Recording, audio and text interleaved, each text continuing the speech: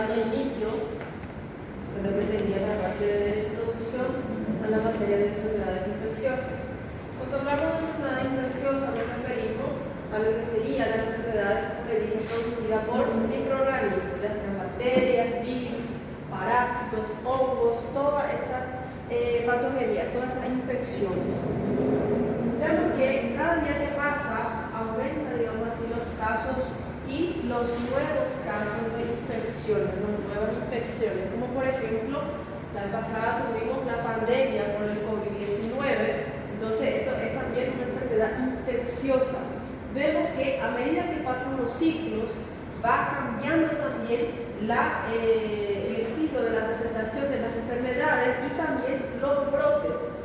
Antiguamente hubo brotes muy grandes de cólera, tétanos, H1N1, H1N5 y fueron casos, digamos así, muy grandes, tuvo un impacto muy grande a nivel mundial. Y vemos que entonces por eso es importante estudiar lo que serían las enfermedades infecciosas. Vemos que dentro de las enfermedades infecciosas nosotros vamos a estar viendo los patógenos nuevos, como por ejemplo el COVID-19 que tuvimos, no sabíamos cómo tratar, qué medicamento utilizar porque era un virus nuevo. Después tenemos a los patógenos emergentes, por ejemplo, un brote de dengue. Nunca hubo un brote de dengue, justamente hay un brote muy grande, un surto muy grande de dengue. Pero en el caso de las patologías reemergentes son cuando ya hubo casos de brote de dengue en 2010. El segundo brote fue en 2014. Y justamente en 2024 hubo por tercera vez, entonces ya no es más emergente, ya no es la primera vez, sino que ya vamos a estar conociendo como reemergente. Después vemos que esas infecciones, las bacterianas por ejemplo, van a estar aumentando según el uso racional e irracional de los antibióticos. Cuando yo utilizo de forma irracional los antibióticos, entonces los microorganismos empiezan a desarrollar una resistencia. Entonces, el uso irracional de antibióticos va a llevar a una resistencia antimicrobiana. Y esa resistencia va a aumentar lo que sería la morbimortalidad. ¿Qué sería la morbimortalidad?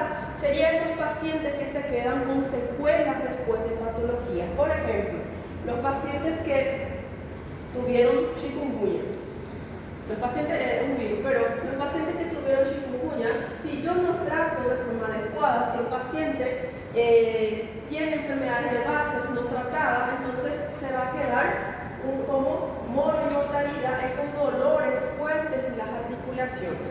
En los casos de que el paciente tuvo una neumonía, justamente esa neumonía se complicó porque el paciente estaba utilizando antibióticos de forma exagerada. El paciente empezó a desarrollar una resistencia antibiótica y cuando vemos el paciente ya tuvo derrame pleural, el paciente ya se complicó, empieza a presentar condensación y pus por todas las partes de esos pulmones. Entonces, como consecuencia, con morbimortalidad, el paciente se puede quedar con afectaciones a nivel respiratorio. Por ejemplo, tiene que estar cuidándose para evitar que tenga gripe o alguna afectación de la parte pulmonar, porque o si no le decae nuevamente a ese paciente.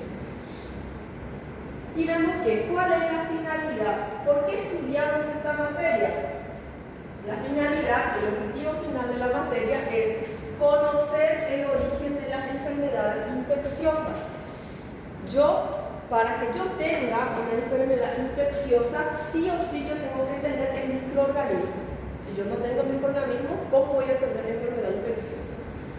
Saber de dónde proviene. Por ejemplo, si mi paciente vive en una área endémica de dengue, hay un surto de dengue, hay casos de dengue masivo, entonces yo tengo que saber de dónde está proveniendo esa enfermedad por el acúmulo de agua que van a estar ayudando a que los mosquitos se multipliquen y haya muchos casos de dengue. Entonces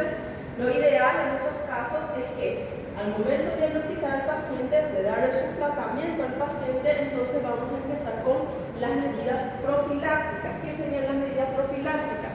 Prevención. ¿Cómo vamos a prevenir? Le vamos a decir al paciente que no deje agua acumulada, que utilice mosquitero, que utilice repelente, que también esté evitando el matagao, esas cosas, el quintado, para evitar el crecimiento y para evitar que esos mosquitos estén multiplicándose en esa zona. Entonces, la finalidad también de la enfermedad infecciosa va a ser conocer cómo va a ser los mecanismos del agente patógeno. Por ejemplo, cómo va a estar actuando frente a los tratamientos, cómo es su característica clínica, cuáles son los medios que van a estar ayudando a que esos patógenos se multipliquen más rápido y haya más casos. Y cambios epidemiológicos. Por ejemplo, el Zika virus empezó a originarse en otros continentes. ¿Cómo vino para aquí? A través de los viajes internacionales, a través también de lo que sería, creo que fue Copa del Mundo, algún evento bien grande. En ese entonces fue que empezaron a aparecer los cambios epidemiológicos. En lugar donde no había casos de Zika, empezó a aparecer los casos de Zika. Y después tenemos la relación agente-enfermedad o antígeno-anticuerpo. En esta parte tenemos que saber, a medida que aparecen, por ejemplo, el paciente fue picado por un patógeno o por un vector, digamos así, y después empieza a aparecer el cuadro clínico.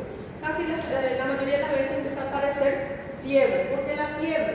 Porque es un mecanismo de respuesta inmune que está avisando que hay un invasor en el organismo. Entonces, para matar ese invasor empieza a aumentar lo que es la temperatura corporal para conseguir matar el patógeno. Pero el mismo hecho también está haciendo mal con nosotros, con nuestro organismo, porque aumenta exageradamente lo que sería la parte de la temperatura corporal. En enfermedades infecciosas vamos a estar también vamos a hacer un diagnóstico clínico y auxiliar.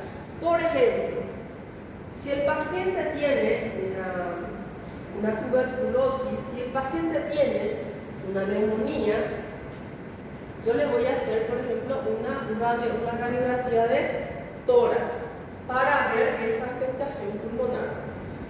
No es que de entrada yo le voy a pedir una resonancia, por ejemplo, siendo que tengo el más barato, el que yo tengo en el hospital. Entonces, eso sería un método diagnóstico para esa enfermedad. Y los auxiliares serían, por ejemplo, laboratorios, serían toda esa parte para saber el antígeno de la enfermedad y todo más. Después tenemos, a partir de todo, cuando yo conozco el agente infeccioso, la enfermedad infecciosa, sé cómo se va a comportar dentro del organismo, sé cómo mi cuerpo va a estar reaccionando, sé cómo diagnosticar.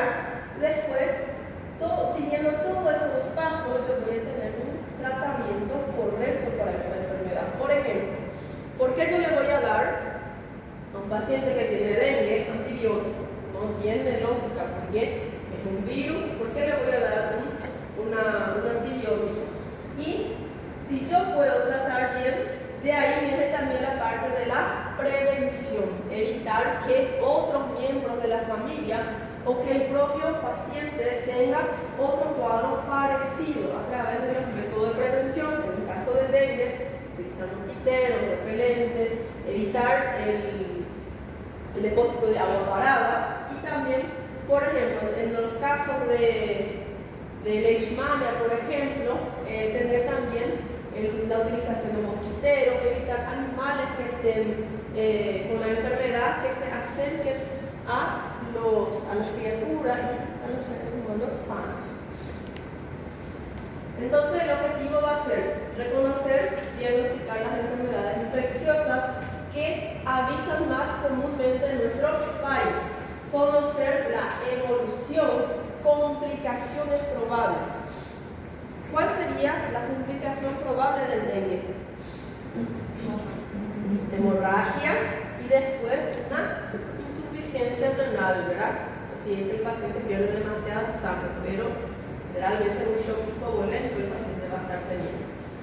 ¿Cuál sería una complicación probable de la chikungunya? Las artralgias crónicas. ¿Qué serían artralgias crónicas? Dolores articulares que van a quedar por más de 2 años. Pasa 2 o 3 años, el paciente sigue con dolores articulares. Entonces, si yo trato desde el comienzo, desde la aparición de la enfermedad, yo evito esas complicaciones y evito más gastos, tanto la parte de la institución como también al paciente. Evito que ese paciente pierda mucho tiempo de trabajo y todo más también. Y después tenemos el pronóstico. El pronóstico depende mucho de lo que sería la edad del paciente, los factores de riesgo que tiene ese paciente, como por ejemplo enfermedades crónicas. Un paciente joven, sano, que no tiene ninguna comorbilidad, tiene mayor chance de que tuvo dengue y después se mejore más rápido y no tenga ningún tipo de complicación. Pero me llega un paciente, 85 años de edad, el paciente tiene diabetes, hipertensión, tiene dislipidemia, tiene afectación cardíaca, renal, entonces es un paciente que tiene muchos factores de riesgo. El tratamiento le voy a hacer al paciente, pero muchas de las veces no ayuda todo ese su cuadro, su clínica de base que tiene el paciente. Y después tenemos también diagnóstico de rutina y los métodos de diagnóstico que van a hacer. Siempre que vamos a estar evaluando un paciente, siempre que le vamos a pedir método diagnóstico, sí o sí le pedimos primeramente de cabecera hemograma. Sí o sí, hemograma. El hemograma yo no voy a saber si es malaria, si es dengue, chikungunya, zika, etc. Pero sí o sí pedimos para tener un control general de la parte hemática. Y después voy a estar siguiendo la parte de glicemia. Si estoy pensando que el paciente ya tiene una afectación hepática, entonces le pido un perfil hepático. Si el paciente puede tener una afectación renal, le pido un perfil renal. Y todo lo que va a estar condiciendo, todo lo que necesita el paciente para un buen diagnóstico y para su buen tratamiento. Tenemos que conocer en esta enfermedad infecciosa la epidemiología. Por ejemplo, me llega un paciente, justo estaba de guardia, me llega un paciente que tiene fiebre, que tiene petequias, que con lesión en la piel. Paciente presenta dolores musculares, tiene dolores articulares y tiene dolor detrás de los ojos. En esos casos, pues a mí ya me viene en la cabeza que sería un caso probable de dengue. Entonces, si yo ya sé que acá en el territorio hay varios casos de dengue, entonces probablemente sea un dengue. No voy a estar pensando en una enfermedad que justamente hay una enfermedad con el mismo cuadro clínico, pero allá en Estados Unidos. Nunca te aquí. Entonces, ¿cómo va a ser para llegar esa enfermedad infecciosa hasta el paciente? Solamente si el paciente viajó hacia esa zona o tuvo contacto con alguien en la zona. Entonces, por eso tenemos que conocer la epidemiología. Acá hay muchos casos de dengue, hay casos de chikungunya, hay casos de zika en menor proporción y hay varios casos también de accidente ofídico, especialmente los que viven más en la parte periférica, en las fases. Profilaxis es la misma cosa que prevención. Si yo le pregunto métodos profilácticos, entonces, por ejemplo, los métodos profilácticos para la dengue son pitero, repelente, eliminar la acumulación de agua acumulada. Todo eso van a ser métodos de prevención o profiláctico. Evita que ese paciente desarrolle esa infección o que se infecte por esa patología. Y terapéutica de las enfermedades infecciosas, que van a ser el tratamiento de estas enfermedades. Entonces, hay una especialidad que se llama infectología, esa especialidad es la encargada de estar tratando, estudiando las enfermedades infecciosas. Por eso es que en otras universidades la materia no se llama enfermedad infecciosa, sino que se llama infectología, que es la misma cosa. Entonces, en esta parte de la enfermedad infecciosa, la infectología es la parte de la medicina que se va a estar ocupando de estudiar la parte del estudio, diagnóstico, clínico, prevención y tratamiento de todas esas enfermedades que son causadas por microorganismos. Entonces, cuando escuche la palabra enfermedad infecciosa, va a ser la parte de la medicina que estudia las patologías causadas por enfermedades infecciosas, por microorganismos. En esta parte de enfermedad infecciosa van a escuchar muchas veces también el término enfermedades transmisibles, o veremos que estas enfermedades transmisibles entonces van a estar siendo causadas por agentes infecciosos o muchas de las veces por su toxina. En los casos del tétano. El tétano es causado, digamos, si empieza a aparecer el cuadro clínico porque las esporas de esa bacteria empiezan a producir lo que es el bloqueo neuromuscular.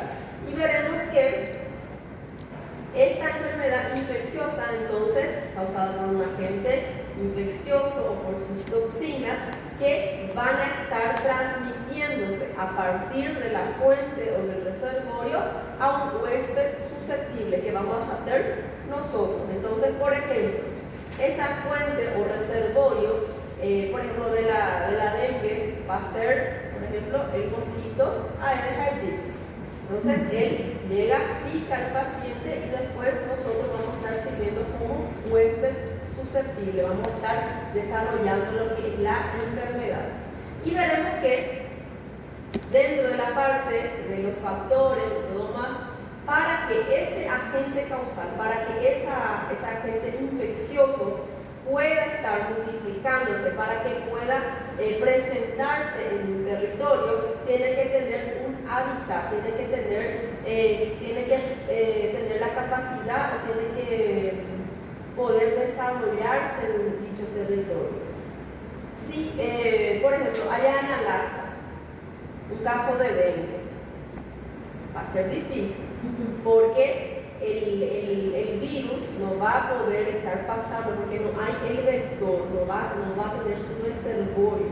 Entonces, en Alaska, los mosquitos no van a tener su hábitat, no van a poder reproducirse, no van a poder multiplicarse los mosquitos, y va a estar afectando el modo de transmisión. ¿Cómo va a tener el paciente dengue si no hay mosquitos, si no hay virus en esa determinada zona? Susceptibilidad de personas a enfermarse. ¿Qué sería la susceptibilidad? Sería, por ejemplo, personas que ya tengan enfermedades de base, personas que ya son de edad, tienen 85 años, 93 años, tiene una patología, tiene dengue, tiene neumonía, entonces le va a estar afectando más porque su organismo ya está más debilitado. Entonces eso va a ayudar a que esta enfermedad sea más severa, sea más potente en su organismo. Y después veremos que otros factores que van a estar ayudando a lo que sería la parte de esa enfermedad infecciosa van a ser la característica de la enfermedad en el tiempo y espacio. Cuando más agua acumulada dejamos en nuestro territorio, más dengue, más mosquito vamos a tener, más mosquito de la Aedes aegypti vamos a tener. Entonces, si hay una persona que tiene dengue, vinieron los mosquitos a alimentarse de su sangre, entonces ahí va a aumentar los casos de dengue en nuestra región. Y después, determinante de su presencia en la comunidad. Yo no puedo tener parasitosis en un lugar donde tengo agua potable, la sanidad, la parte sanitaria no estoy tomando, no estoy utilizando agua contaminada, no estoy comiendo nada contaminado, lavo las manos frecuentemente, todas las comidas son bien cocinadas. no comí nada que estaba estragado ni crudo, entonces va a ser difícil para desarrollar una parasitosis. Entonces, porque no, en esa determinada región no hay ese patógeno. Pero, si el paciente vive en una zona donde está utilizando el agua del río, del arroyo, para tomar, para lavar sus ropas, a veces no tiene bañero ni nada en la parte sanitaria, entonces hace sus necesidades cerca de ese río. Cuando llueve, todas esas pasan al agua, contamina todo el agua y después utiliza nuevamente esa agua para tomar.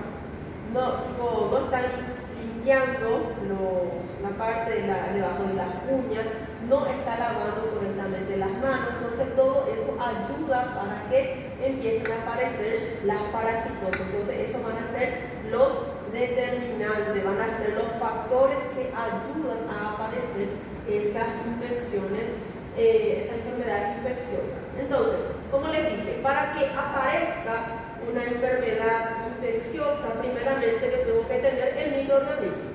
Sin el microorganismo no tengo influencia. Entonces, tengo que tener el agente infeccioso. Y ese agente infeccioso tiene que tener caronas para llegar hasta el huésped susceptible.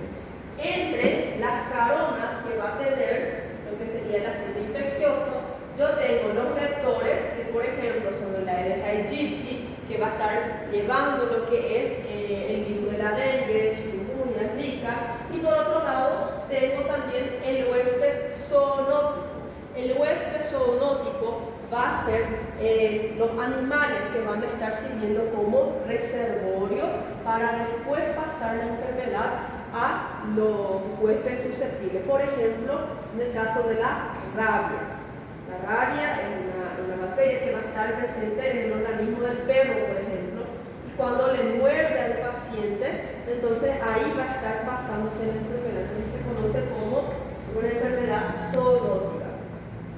Cuando llega a su principal objetivo, en la población, especialmente el individuo, el sorteado, el suertudo que va a desarrollar la enfermedad infecciosa, entonces vemos que esa enfermedad va a estar invadiendo la parte del sistema del organismo del paciente, va a estar afectando las células del organismo del paciente y también puede estar afectando la parte genética, especialmente la mutación de esos virus. Por eso es que los virus generalmente nosotros tenemos tratamiento para evitar su multiplicación, no para eliminar completamente. Eso pasa con herpes virus. Herpes virus, el común nosotros utilizamos aciclovir, pero disminuye esa inflamación y todo lo más, pero el paciente no se queda con esa enfermedad erradicada. Toda vez que tiene un cierto estrés pueden estar apareciendo nuevamente esas vesículas.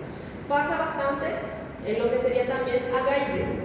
El HIV por eso es difícil en su tratamiento. Ahora hay una vacuna, hay ciertos estudios, pero todavía no se implementó a nivel mundial, pero vemos que demoró demasiado y no hay todavía un tratamiento para erradicar lo que es el virus, porque a medida que se está produciendo un tratamiento, el virus ya mutó, ya cambió totalmente su estructura y eso hace con que el tratamiento que estábamos estudiando no dé resultados nuevamente. Tenemos una triada clásica para que esa enfermedad infecciosa pueda estar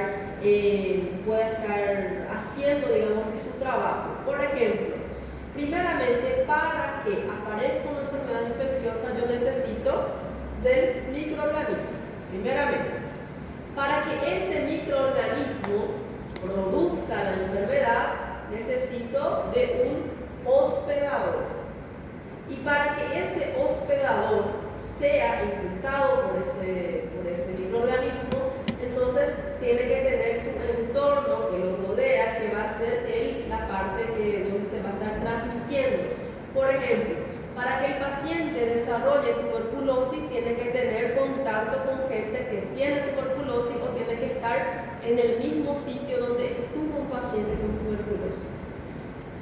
Entonces, dentro del entorno, va a ser todas las áreas donde se van a estar transmitiendo esas enfermedades. Por ejemplo, ahí dice, ecología hemorragia vaginal, anomalías anatómicas y retención de orina. Todo eso van a ser factores que ayudan a la multiplicación y a la aparición de esas enfermedades infecciosas.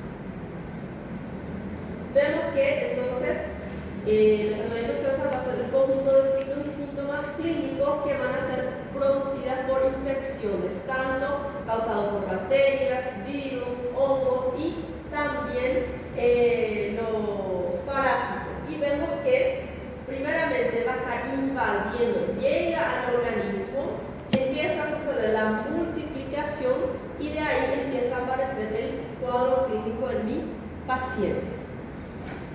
Hubo un médico que estudió lo que sería al agente causal. A ese estudio se le conoce como posturale de Koch, que es Robert Koch quien estudió y descubrió lo que es los bacilos de Koch, que son los bacilos de la tuberculosis. Entonces, él empezó a estudiar, empezó a aparecer los cuadros de los pacientes que tienen tuberculosis y él empezó a quedarse atento. Bueno, no se sabía mucho en esa época qué es lo que producía la tuberculosis, no se sabía que era un bacilo y todo más. Entonces, empezó a ver que para que el paciente tenga esa bacteria, tiene que haber un reservorio, un local donde se origina, digamos así, esa bacteria. Después se vio que si yo tengo un reservorio, yo tengo que tener una fuente que va a estar ayudando para esa transmisión. Tengo que ver los mecanismos de transmisión y después el huésped susceptible. Todo esto sucede para que empiece a aparecer las enfermedades infecciosas. Tengo que tener el agente causal, tiene que haber, por ejemplo, no hay cómo. Yo estoy acá, Pedro Cuadro de facultad, y justamente tengo una tía allá en Río de Janeiro. Justamente esa tía tiene tuberculosis y no tengo cómo. Yo estaba hablando por celular y yo pegaba partículas.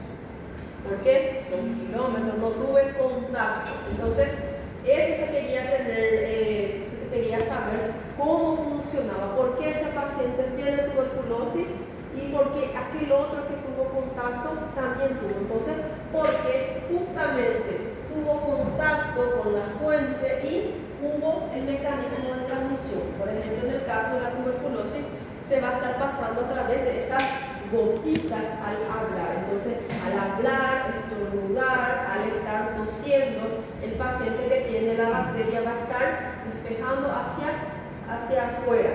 Y esas gotitas se van a quedar dispersas hasta por 8 horas en el aire.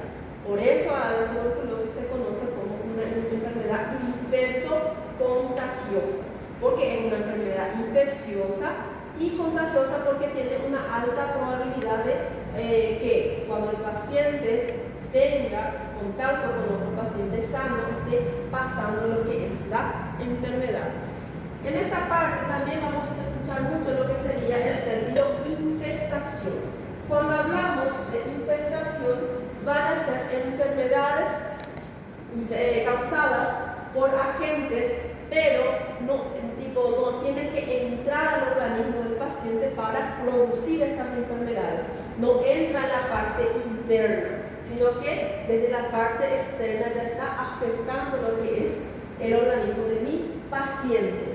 Y vemos que estas infestaciones entonces van a ser la manifestación o la presencia de microorganismos en la parte externa del organismo y también puede ser transmitido a otras personas. Dentro de ella vamos a tener lo que sería la escabiosis, que es la sarna, que va a estar afectando la parte de la piel del paciente, la parte externa. El paciente puede tener lo que sería la pediculosis, que va a ser piolho. Criança começou a aula, foi 3 semanas na escola, veio infestado de piolho. Entonces, ahí podemos llamar de infestación porque afecta solamente la parte externa, solamente la parte del cuero cabelludo, no entra a la parte interna del organismo.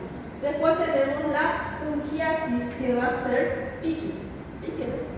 Piqui, chumpero.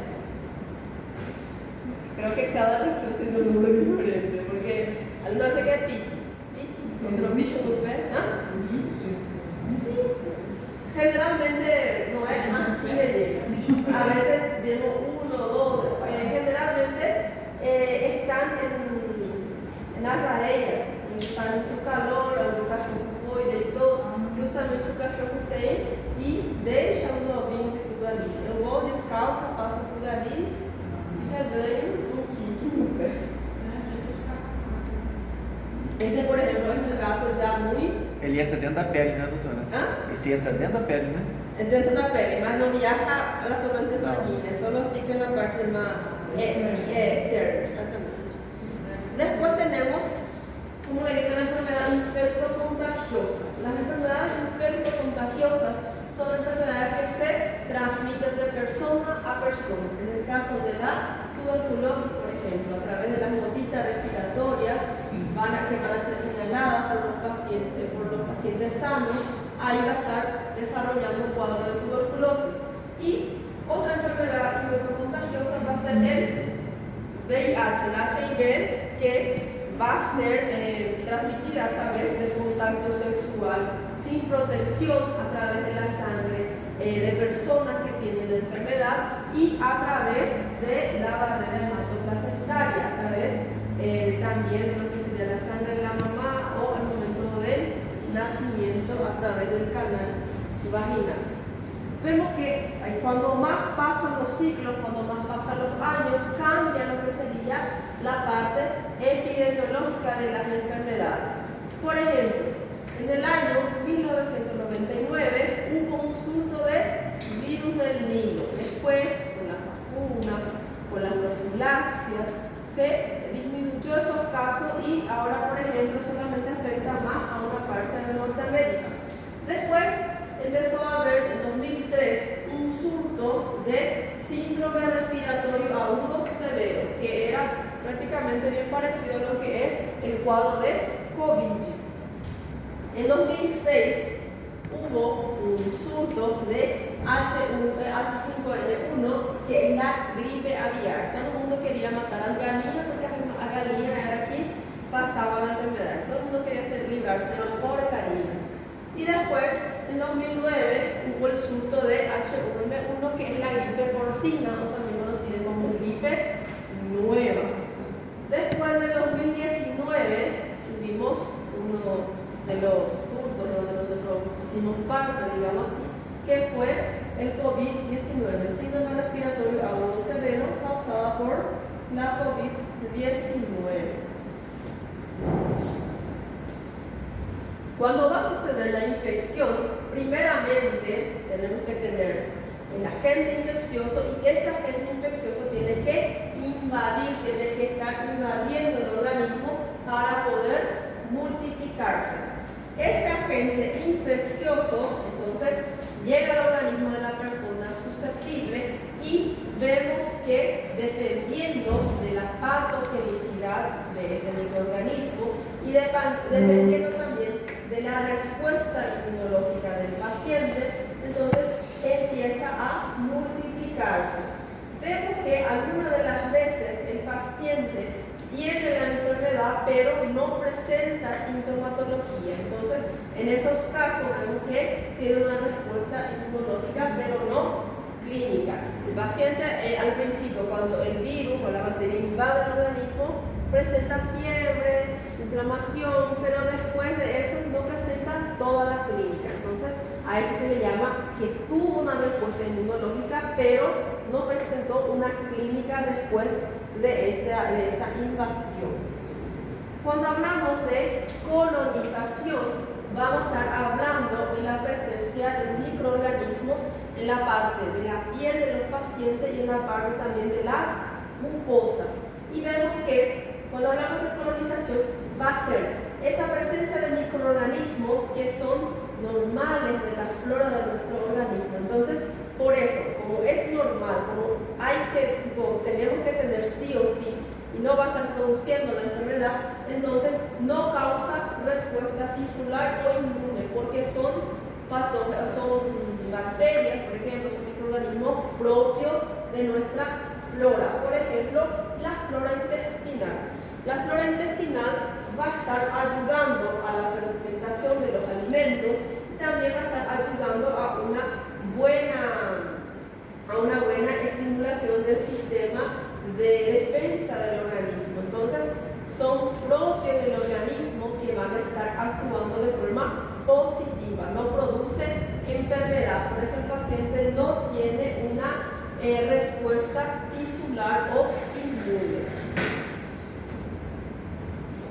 Después tenemos lo que sería la contaminación. La contaminación es la presencia de microorganismos vivos en lo que sería, por ejemplo, los utensilios que van a ser todo lo que sería garfo, collier, todo lo que sería lo que se utiliza, los objetos, las prendas de vestir que son las ropas, los artículos, las mesadas, las mesas, los pisos, las mazanetas, que son los picaportes, las camillas y también los instrumentales. Por eso es que cuando el dentista va a utilizar sus instrumentos, tiene que estar esterilizando, el cirujano también.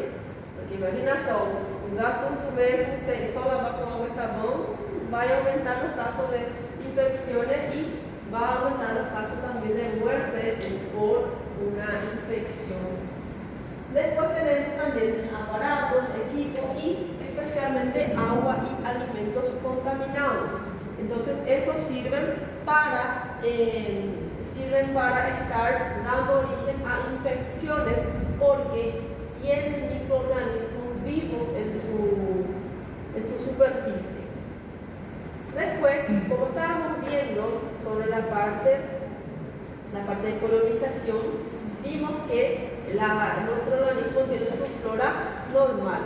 Dentro de esa flora normal tenemos la flora de la piel.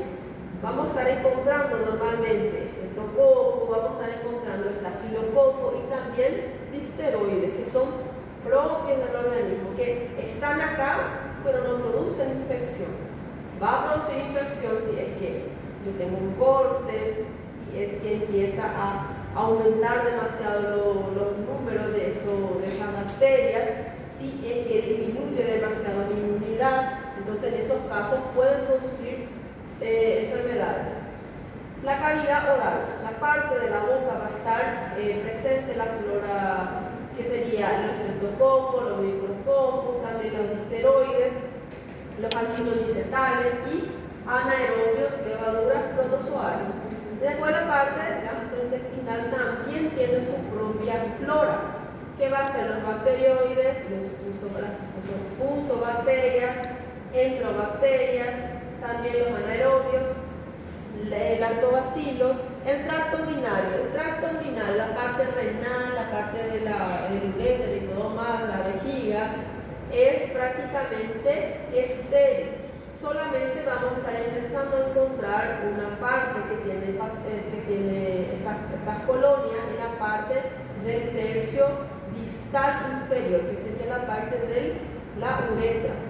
Y después tenemos en la parte de las mujeres, por ejemplo, en la parte vaginal vamos a estar encontrando los lactobacilos. Son los bacilos que vamos a estar encontrando que van a estar evitando que haya un desequilibrio en esa flora, en ese pH vaginal, y evita también la entrada de otros microorganismos. Vemos que por eso es que los ginecólogos no les gusta mucho que las pacientes utilicen los jabones íntimos, porque el jabón íntimo va a estar desequilibrando esa flora vaginal y ahí empieza cuando hay ese desequilibrio empieza a aparecer los flujos vaginales, las infecciones recurrentes de la mujer. Entonces, para que no se desequilibre esa flora, entonces sí o sí, o casi todos los ginecólogos no les gusta que las pacientes utilicen los jabones íntimos. Después tenemos las nociones epidemiológicas. Esa parte de epidemiología, que es la ciencia que va a estar estudiando especialmente cuáles son las patologías que afectan más en cada región. Por ejemplo, yo no puedo hacer un sistema de salud que esté tratando, previniendo, puedo hacer, pero no, hay otras necesidades, ¿verdad? Entonces, solamente previniendo lo que sería enfermedades que no existen acá. Fiebre del Nilo, tularemia, todo lo que no hay acá en nuestra versión. Entonces, yo tengo que trabajar para disminuir los casos de dengue, malaria, parasitosis, a eso sí. Entonces, por eso yo tengo que tener lo que sería una buena información epidemiológica.